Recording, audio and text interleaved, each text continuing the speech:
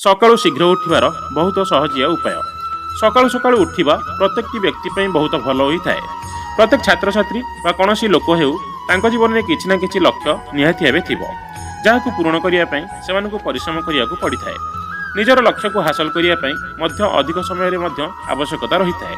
दुनिया रे जते भी सफल व्यक्ति रहिचंती सेही सब सफल व्यक्तिंकर गोटिए कथा प्रायतः समान रहिथाए, ताहा हेउची प्रायतः सेमाने सकाळु शीघ्र उठी जाई थांती। तेणु जो मैंने भी निज जीवन में सफल व्यक्तिटीए हेबाकु चाहूथांती सेमानकु सर्वप्रथमे सकाळु शीघ्र उठिबा निहाती हेबे दरकार। सेथिपई बहुत लोक सकाळु उठिया पई रातिरु भाबी करी सोईथांती। एमिति कि सकाळु शीघ्र उठिया पई अलार्म मध्य देइकी सोईथाउ, हेले किछि ना किछि कारणवशतः आमे सकाळु शीघ्र न उठी पारी उठिबारे बहुत विलंब हो जाई थाए। ताहा आममानकर रातिरे विलंबरे सोइबा जोगु हेउ बा आलस्यपण कारणरू सकाळु शीघ्र उठिबा समस्तक पक्षे संभव होई न थाए।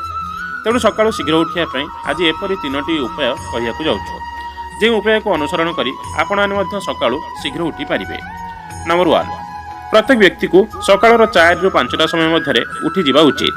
तेबे रातिरे सोया पूर्वरु सकाळु शीघ्र उठी आपणकु कोन करियाकु पड़िबो ताहाकु एक कागज रे लेखि निज अलार्म पाखरे रखि दियंतु। अलार्म टिकु सोइबा स्थानरु दूर रे रखंतु। जेतेबेले अलार्म बाजिबो सेतेबेले हाथ पाखरे अलार्म थिले बहुत पिला बंद करी पुणी थरे सोई पड़ंती। तेणु अलार्म को दूर रखी शोया द्वारा निदर उठी अलार्म को बंद करने को जीवा बेले व्यक्ति 50% एक्टिव हो जाई थाए। नंबर 2, द्वितीय राति रे भल भाव पानी पीकी शोया को पड़िबो, जहाद्वारा अलार्म बाजिया मात्रे ताकू बंद करने सह टॉयलेट करने बाथरूम जीवाकू पड़े, जहाँफल निद भांगी जाई थाए।